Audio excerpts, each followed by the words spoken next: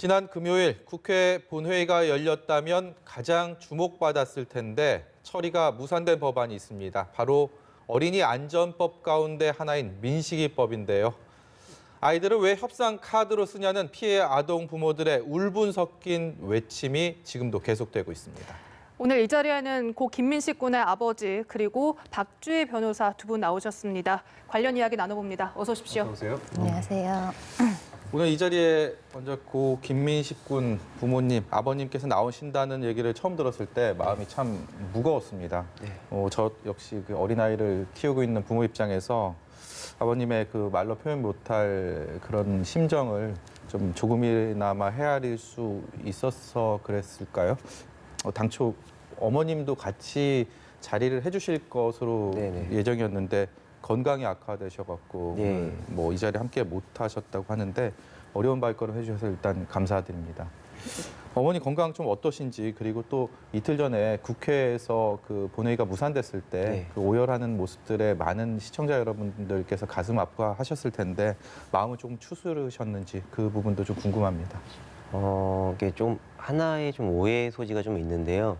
저희가 이틀 전에 국회에서 그 본회의가 무산이 되어서 오열을 하고 그런 게 아니고요. 저희 유가족들은 민주당도 아니고 자유한국당도 아닙니다. 근데 이제 본회의가 무산됐다는 점에서는 저는 두 당 다 모두 책임이 있다고 생각을 하고요.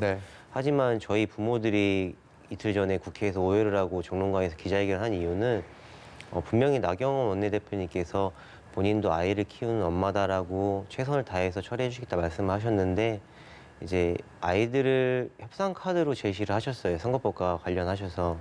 그래서 저희 아이들을 모욕하지 말아달라.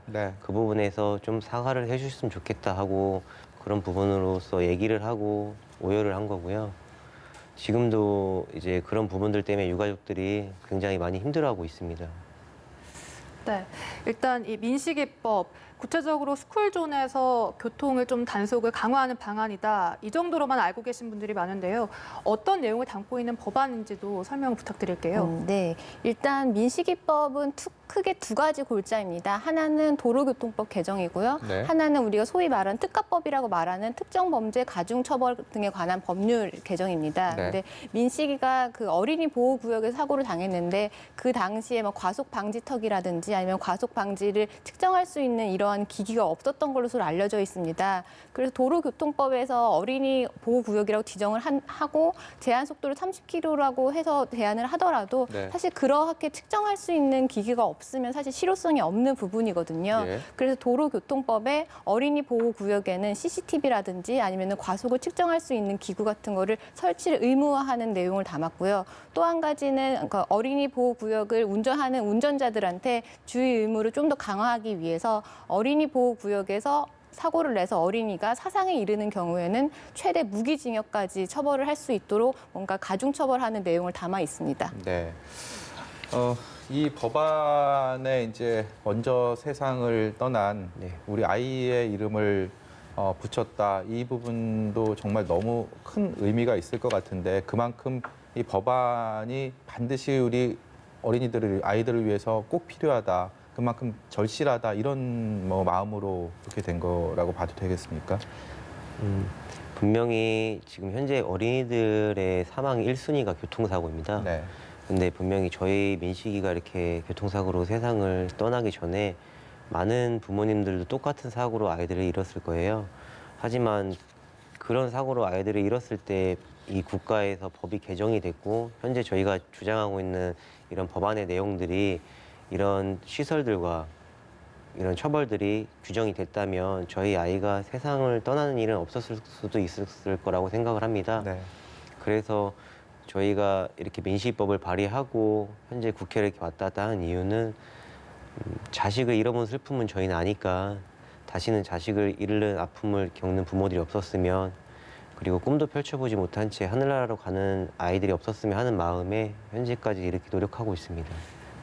그러니까 남은 아이들의 안전을 지켜주고 싶으셔서 이렇게까지 왔다라고 말씀해 주셨는데 실제로 생업도 포기하시고 매일 국회를 가신다고 들었는데요. 주위에서 가장 많이 듣는 말이나 좀 힘이 되는 말이 있다면 어떤 것이 있을까요? 현재 저희가 국회를 왔다 갔다 해야 되고 저희가 충남 아산에서 오다 보니까 길이 멀고 하다 보니까 생업은 이제 민식이 떠난 날 이후로 다 양쪽 다 못 하고 있고요. 주변에서 많은 분들이 꼭 필요한 법이다. 오히려 저희들한테 이런 법안을 만들어주기 위해서 노력해주신 모습에 너무 감사한다, 응원한다, 고맙다 이런 말들 들을 때 좀 힘이 되는 것 같고요. 그래서 좀 더 저희가 마음을 다잡고 열심히 할 수 있는 그런 응원의 계기가 되지 않을까 싶습니다. 반면에 그러면 반대로 이렇게 여쭤볼게요. 이런 말씀은 너무 가슴을 아프게 하고 아이를 잃은 슬픔 이상의 그것을 더 배가시키는 그런 고통이다. 뭐 이런 또 말씀들이나 이런 얘기들도 있지 않겠습니까? 그런 말들도 많이 있는데요. 솔직히 보면은 너무 가슴이 아파서 잘 안 보려고 노력을 많이 하고 있어요. 근데 이제 뭐 감성팔이다, 시체팔이다, 뭐 제2의 세월호냐, 지겹다, 그만 나와라, 뭐 세금 낭비다, 뭐 아이들의 잘못이다, 뭐 이런 얘기들도 많이 있거든요. 네. 그런 말들을 들을 때면 괜히 했나 하는 마음도 들고 우리 아이의 이름을 괜히 내세워서 아이를 괜히 우리 부모들이 모욕을 주는 거를 저희가 나선 게 아닌가 하는 그런 마음에 너무 가슴이 아프고 아이한테 굉장히 미안합니다. 네.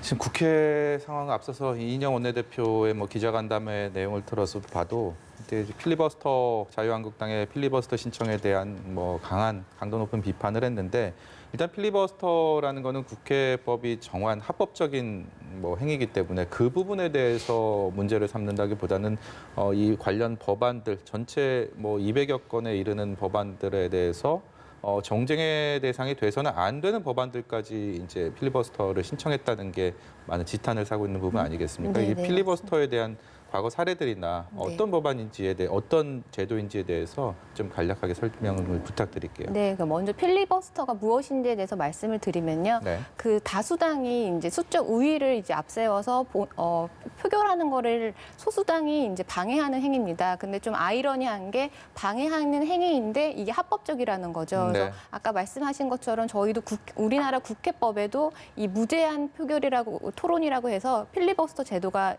엄연히 존재를 합니다. 근데 이제 사실 많은 분들이 이제 필리버스터를 하면서 이걸 방해하는 거 아니냐, 정쟁의 도구로 사용하는 거 아니냐라는 비판이 있고 또 일각에서는 이것도 국민의 기본권을 보호하기 위한 국회의원들의 행동이다 이런 네. 식으로 또 이견들이 있습니다. 그래서 필리버스터 제도라는 것에 대해서는 많은 분들이 낯설지는 않으실 거예요. 왜냐하면 우리나라에서도 이전에도 그 시행된 적이 있거든요. 그래서 뭐 대표적인 예를 말씀을 드리면 그 고 김대중 전 대통령이 그 1964년에 민주당 의원이던 시절에 그 동료 의원의 체포 동의안 가결을 막기 위해서 5시간 동안 이제 연설을 했던 이런 일화도 있고요. 많은 분들이 좀 필리버스터 제도에 대해서 익숙하게 된 계기는 아무래도 2016년에 있었던 테러 방지법을 표결을 막기 위해서 민주당에서 이제 9일 동안 이제 시행했던 필리버스터 때문에 많은 분들이 익숙해졌을 것 같은데요. 그 당시에 뭐 최장기로 이제 하셨던 분이 이종걸 원내대표가 당시에 12시간에 넘는 시간 동안 이제 계속적으로 토론을 했던 그런 최장기 기록이 있습니다. 네.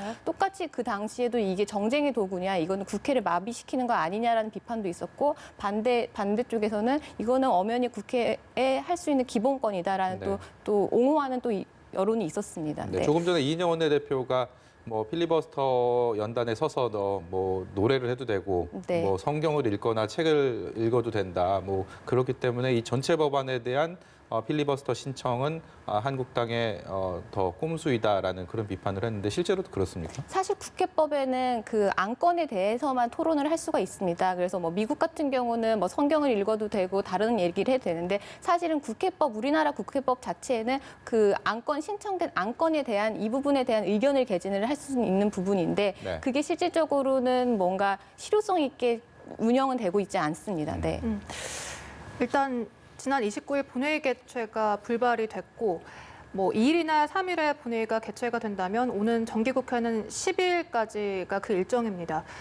만약 필리버스터로 인해서 이 법안이 처리가 되지 못하고 지연이 계속해서 된다면 앞으로 민식이법은 어떻게 되는 것입니까? 그러니까 사실은 그 필리버스터 제도가 그러니까 무제한 토론이라는 것 자체가 회기가 종료가 되면 같이 종료가 되도록 국회법에는 규정이 되어 있습니다. 그래서 지금 20대 정기 마지막 그 회기가 12월 10일에 이제 종료가 돼서 12월 10일이면 사실 필리버스도 종료가 되는 겁니다. 그리고 회기가 종료가 됐다고 해서 안건이 폐기되는 건 아닙니다. 네. 근데 문제는 지금 20대 국회 임기가 내년 5월까지거든요. 그래서 지금 12월 10일부터 5월까지 그 안에 임기 안에 이게 처리가 되지 않으면 그 의원의 임기 내에 처리가 되지 않으면 그거는 이제 폐기가 되는 거거든요. 그래서 12월 10일 이후에 뭔가 임시 국회를 열어서 통과를 하지 않는다고 한다면 5월 전에 처리가 되지 않으면 안타깝게도 이 안에 대해서는 폐기가 되는 상황입니다. 네.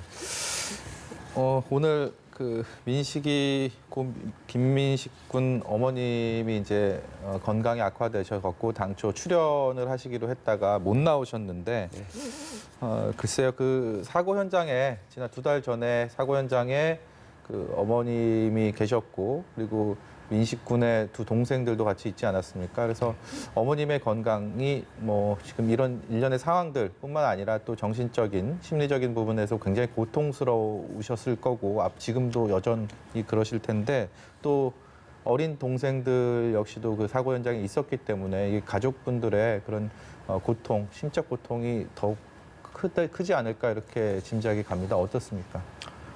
저희가 이제 다른 사건과 좀 다르게 이제 큰아들 민식이하고 막내 아들이 같이 반대편 엄마 가게로 건너오던 도중에 같이 차에 치였기 때문에 네.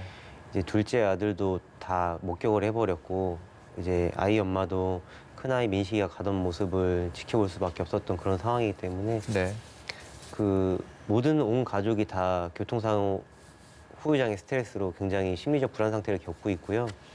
아이 엄마 같은 경우는 이제 정신과 약을 계속 복용 중이고 이제 둘째 아들과 셋째 아들은 이제 심리센터를 다녀야 하는데 저희가 이제 계속 민식이법 때문에 국회 일정을 소화하냐고 계속 왔다 갔다 하다 보니까 현재 심리센터 자체를 다니지 못하고 있어요. 그래서 아이들한테 좀 많이 미안한 감정이 큽니다만 일단 민식이법이 통과가 되고 나면 그 이후에 추후에 아이 엄마와 아이들 함께 그 검찰에서 피해자 지원센터라는 곳이 있거든요. 네. 직접 피해자가 아니기 때문에 보험에서는 적용이 안 되고요. 검찰에서 지원해주는 피해자 보상센터를 통해서 심리센터를 다닐 예정으로 있습니다. 네, 이렇게 민식이법이 주목을 받으면서 다른 어린아이들의 이름을 딴 법안도 역시나 같이 주목을 받고 있습니다. 이런 법안들이 실제로 원래 상임위도 통과하지 못한 채 계류돼 있는 경우도 많았고 뭐 2, 3년 걸렸다라는 법안도 있는데 구체적으로 어떤 법안들이 있고 하는지도 좀 설명을 부탁드릴게요. 네, 사실 아이들의 이름이 좋은 곳에서 사용이 되어야 되는데 사실은 이렇게 그러니까 사고가 당해서 법안을 만드는 데 쓰는 데 있어서 굉장히 좀 안타깝습니다. 그래서 어린이 안전사고와 관련돼 가지고 지금 계류 중인 그러니까 발의된 법안이 민식이법 포함해서 5가지입니다. 그래서 하나씩 말씀을 드리면요. 하나는 이제 하준이법이라고 해서 경사진 곳에 주차되어 있던 차가 미끄러지면서 아이가 사고가 당하게 되면서 발의가 된 법이라서 그 경사진 곳에 설치된 주차장인 경우에는 안전시설을 이제 설치를 하도록 하는 의무화된 법입니다. 이건 같은 경우는 똑같이 그러니까 민식이법이랑 같이 지금 본회의 의결을 지금 기다리고 있는 상황입니다. 또 하나는 혜인이법이라고 해서 이거는 2016년에 이제 발의된 법인데 어린이집 같이 어린이를 관리하는 시설의 이제 주체는 아이에게 뭔가 위급사항이 닥쳤을 때는 응급 의료기관에 반드시 즉시 이제 신고하도록 하는 의무 조항을 담은 법입니다. 근데 이거는 3년 전에 이제 발의가 됐는데 3년 7개월 만에 이제 소관 법안 소위가 통과가 된 상황입니다. 그래서 아직 뭐 본회의 자체도 지금 상정되지 못한 상황이고요. 또 하나는 이제 한음이법이라고 해서 특수학교 차량에 이제 아이가 방치가 되어서 사고가 당하게 돼서 이제 발의가 된 법인데 이거는 골자가 3가지입니다. 일단 통학 차량을 운전하는 기사 같은 경우는 하차 시에 남아있는 아이가 있는지 없는지 확인해야 될 의무를 부과하는 규정이랑 그리고 이제 통학 차량과 특수학교에 CCTV를 설치하는 건데 하차 시에 아이가 남아있는지 없는지 확인하는 거 그 부분은 2016년에 본회의가 통과가 됐습니다. 네. 근데 나머지 CCTV 부분 같은 경우는 아직도 소관위에 그냥 계류 중이고요. 또 하나는 이제 태호 유차디법이라고 하는 게 있는데 그거는 이제 사설 이제 체육 시설 에서 운영하는 이제 차량을 타다가 사고가 당하게 되면서 이제 발의된 법인데 지금 도로교통법에 어린이 통학 차량으로 신고하게 되는 거는 어린이집이나 유치원 차량입니다. 근데 이제 앞으로는 학원이라든지 아니면 체육시설이라든지 어린이가 타는 모든 차량에 대해서는 어린이 통학 차량으로 신고를 해라라는 그 의무 조항을 담는 규정인데 이거 같은 경우는 지금 법안 소위에서 수정 의결이 됐고 아직 본회의에 상정되지 못한 상황입니다. 네, 저희가 흔히들 법은 최소한이라고 하지 않습니까? 이런 지금 말씀하신 것처럼 이런 뭐 여러 가지 상황의 케이스에 맞춘 법안들을 나눠서 뭐 그걸로 법으로 묶고 규제를 하기보다는 가장 우리가 원하는 것들은 어린이들의 안전은 기본적으로 보장이 돼야 되는 거고 그렇기 때문에 법 체계뿐만 아니라 어떤 교통 안전에 대한 인식 자체가 좀 바뀌어야 되지 않을까 이런 필요성이 느껴지는데요. 어떻습니까? 네, 맞습니다. 법은 사실은 최소한의 장치거든요. 근데 법이 만들어졌다고 해서 아무리 가중처벌을 하고 의무를 부과를 한다고 하더라도 궁극적인 해결은 될 수가 없습니다.